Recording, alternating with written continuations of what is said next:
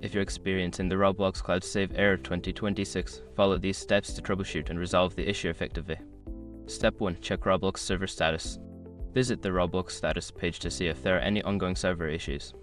If the servers are down, you may need to wait until they are back online. Step 2. Restart your device. Sometimes, a simple restart can resolve temporary glitches.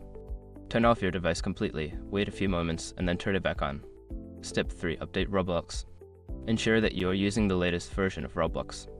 Check for updates in the App Store or on the Roblox website and install any available updates. Step 4. Clear cache and data. For mobile users, go to your device settings, find the Roblox app and clear its cache and data.